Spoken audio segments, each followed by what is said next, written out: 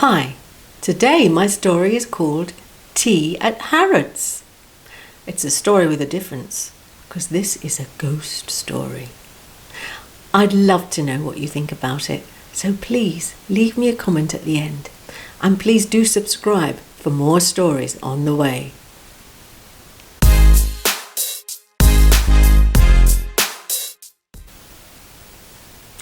Tea at Harrods, written by Liz Plampton.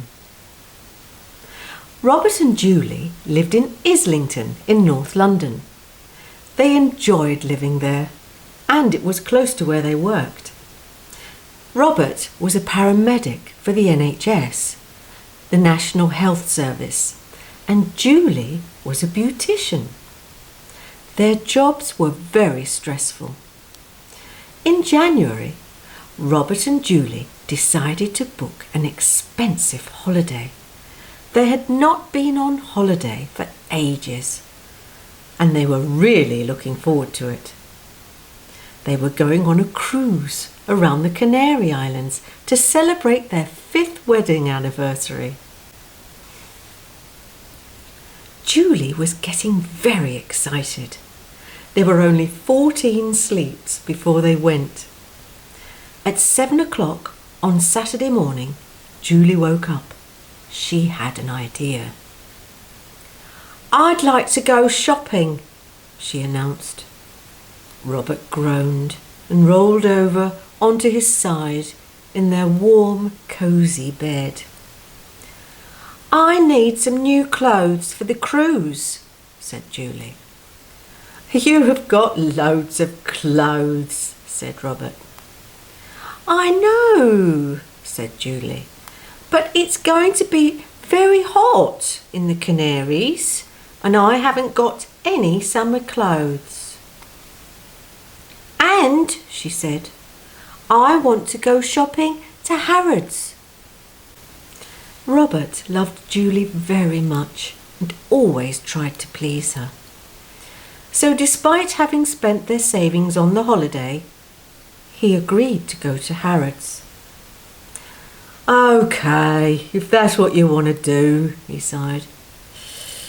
"But let me have 10 more minutes in bed."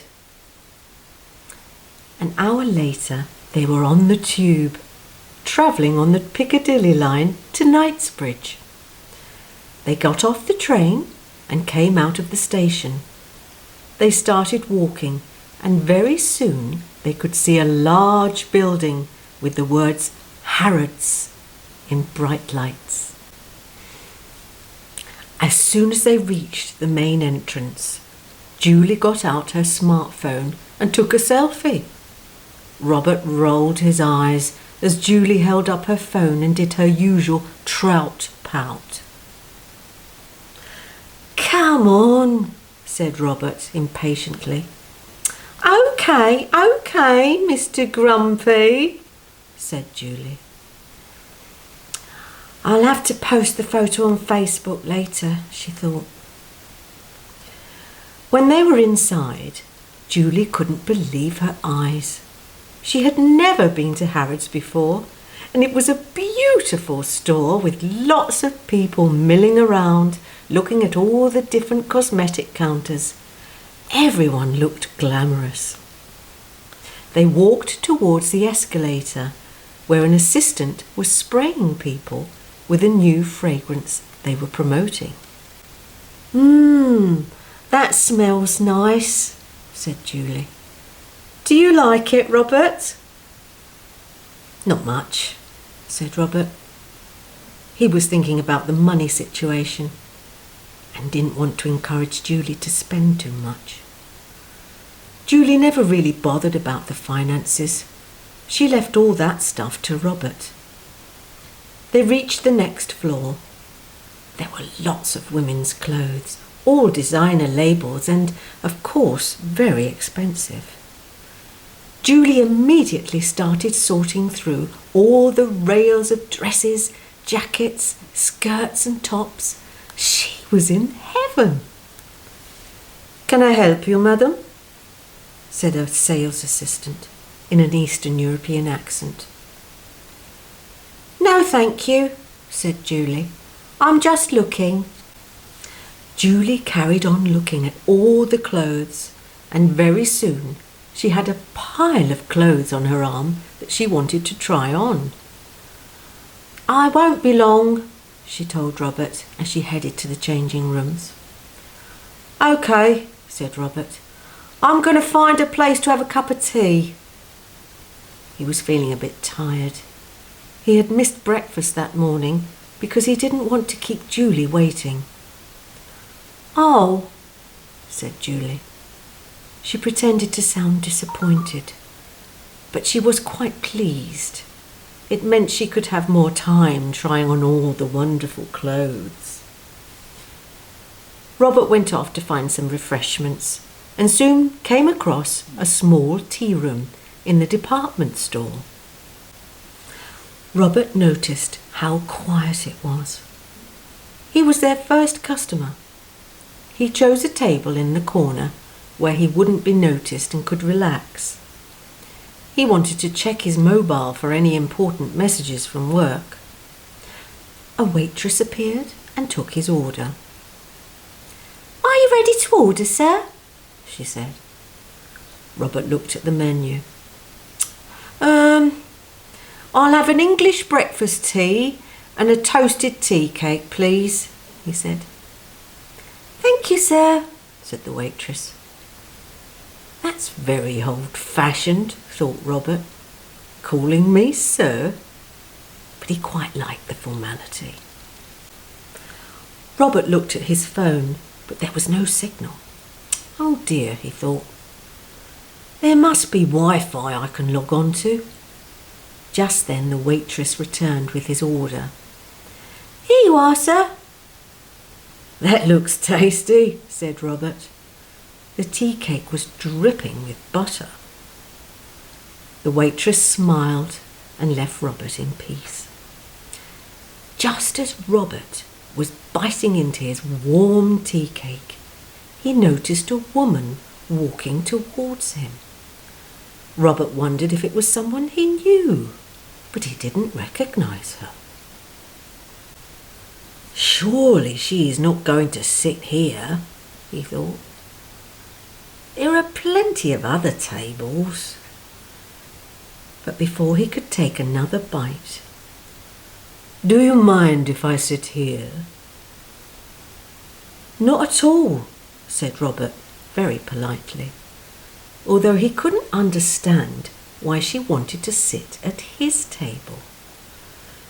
He sipped his tea, trying not to show how uncomfortable he felt. "This is my favourite table," the woman said. "I always sit here." Robert smiled and sipped his tea. She must be mad, he thought, as he took another bite of his tea cake.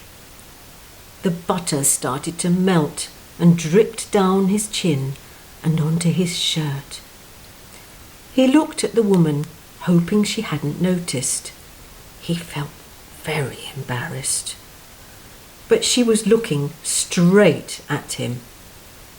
She started to giggle. "I'm sorry," she said. "I didn't mean to laugh." Robert saw the funny side and smiled. "How often do you come here?" said Robert. "Most days," said the woman. "I love it. It's the atmosphere. Everyone is so happy. And everything looks so beautiful."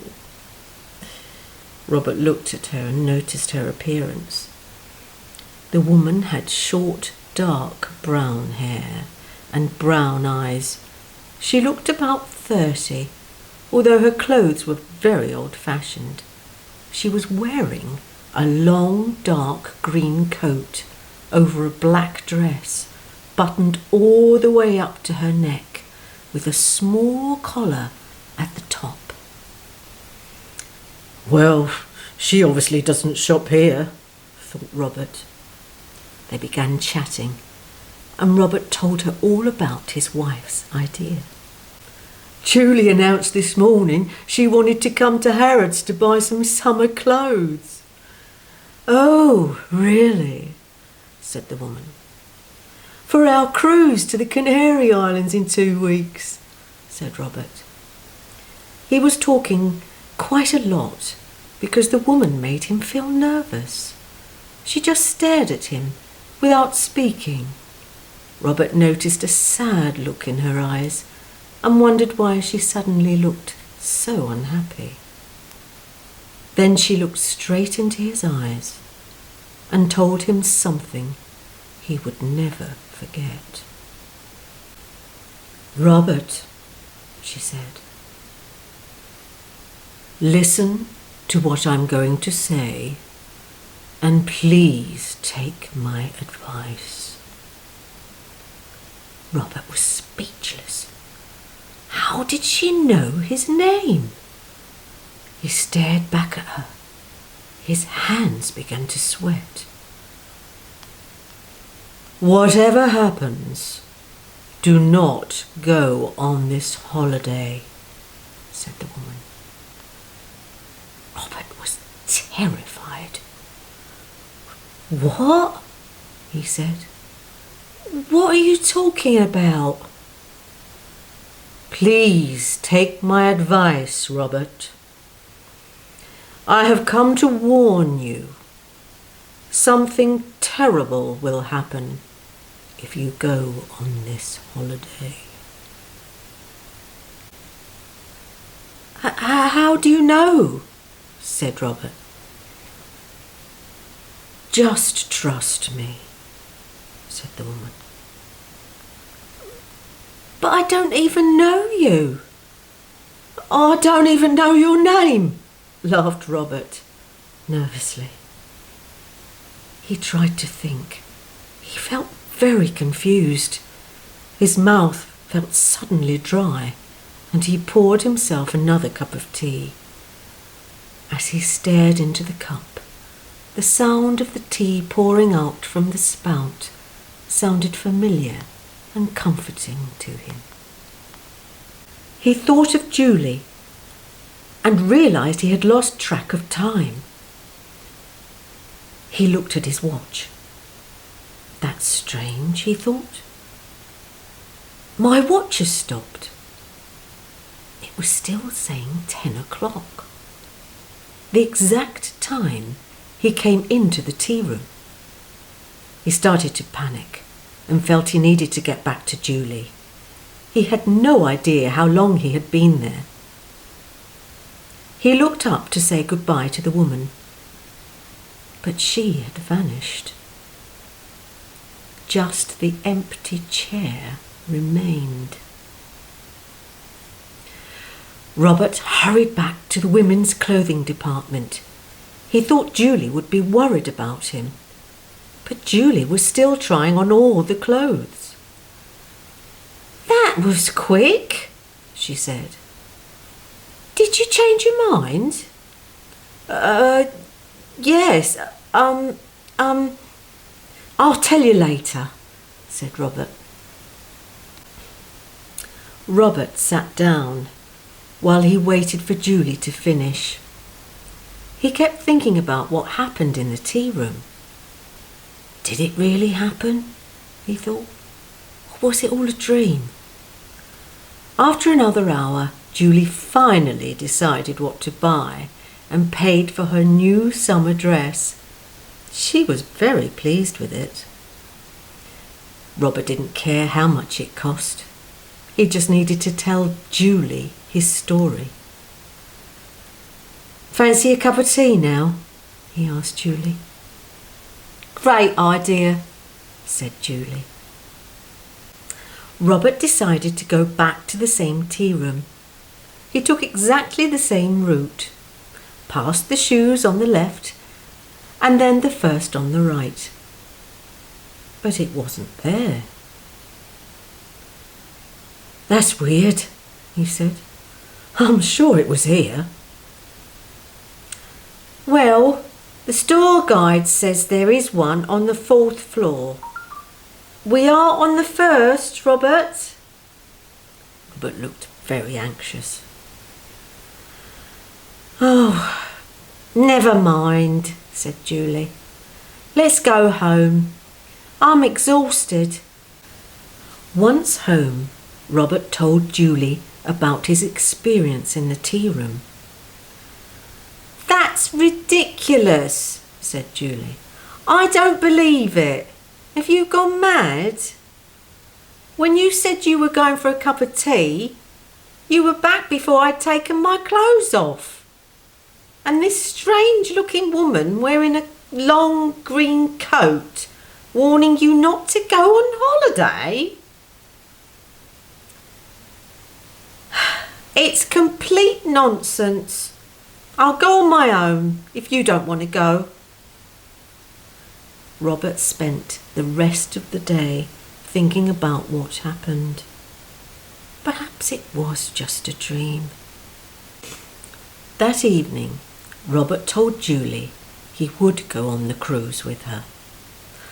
"Oh, thank goodness," said Julie, and threw her arms around him.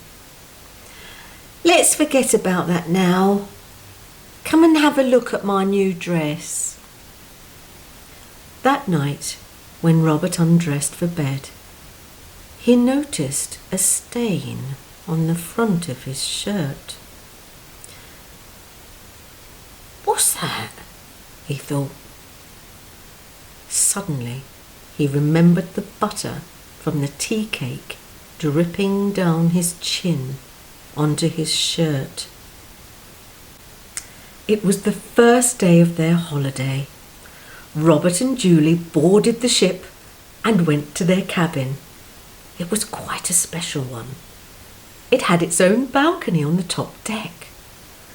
Sitting on the table was a complimentary bottle of champagne and 2 glasses. Julie and Robert opened the bottle and drank all the champagne. They felt very happy and went down to the bar to get another one. The ship had already begun its journey and the sun was setting. Julie and Robert walked out onto the deck to look at the view. They were blissfully happy. "I'm going up to the room now," said Julie. "I've got a surprise for you, so wait here for a couple of minutes." Julie climbed the stairs to their cabin and felt a little dizzy as she unlocked the door. She opened her suitcase and took out a beautiful negligee. She had bought it at Harrods when Robert went off for a cup of tea. She put on the negligee and walked out onto the balcony. She remembered Robert's story about the strange woman in the old green coat. She shivered and decided to go back inside. But just as she turned, she felt unsteady. "Too much champagne," she thought. Her vision became blurry. The ship swayed and she fell back onto the balcony. She hit her head on the metal rail and collapsed on the ground. Her head was bleeding badly and Julie began to lose consciousness. Then, like she was in a dream, Julie saw a woman. She was dressed in an old green coat. "I warned you not to come, Julie," the woman said. "It's too late now. You will soon be with me." Julie lay there, her eyes slowly closing. Robert was still downstairs. He was talking to the ship's captain about lifeboats and how many they had. "Don't worry, sir. This is not the Titanic. We learnt our lesson from that many years ago." Robert laughed and said good night. Something was telling him to hurry. He went straight up to their cabin. He tried to open the door, but it was locked. Julie had the key, he thought. "Julie," he called, "open the door." But there was no reply. "Come on, Julie. What are you doing in there?" He waited, trying not to panic. "Julie," he said. Then out of nowhere, the strange woman from the tea room appeared again. "It's too late, Robert. She's with me now." Robert couldn't believe his eyes. "What are you doing here? What are you talking about?" he said. "You'll see," said the strange woman, and disappeared. Robert suddenly became very angry. He kicked the door with all his might. Again and again. He was shaking with rage. He just wanted to get to Julie, but the door was not letting him. Then Robert let out a cry and kicked the door with superhuman force. The door gave way and Robert was in. He saw Julie lying outside on the balcony. As he came closer, he saw the blood. Then he saw a dark green coat draped over her. "Julie! Oh, Julie!" He lifted her head and kissed her face. He could feel her faint breath. He immediately carried out mouth-to-mouth resuscitation. Robert checked Julie's pulse on her wrist, but he could not feel it. He breathed into her mouth again and then again, but still no pulse. "Please, God," he cried, "don't take her now." He held his head in his hands and began to cry. Then, as he looked at Julie through his tears, he saw her slowly open her eyes. "The strange lady was here," Julie whispered. "I saw her. Has she gone?" Robert could hardly believe it. His prayers had been answered. He smiled at her and held her hand, tears still streaming down his face. Then he looked at the green coat soaked with blood. "Yes, my love, she's gone. You're with me now." I hope you enjoyed the story. Please do leave a comment below and please do subscribe because there's loads more stories to come.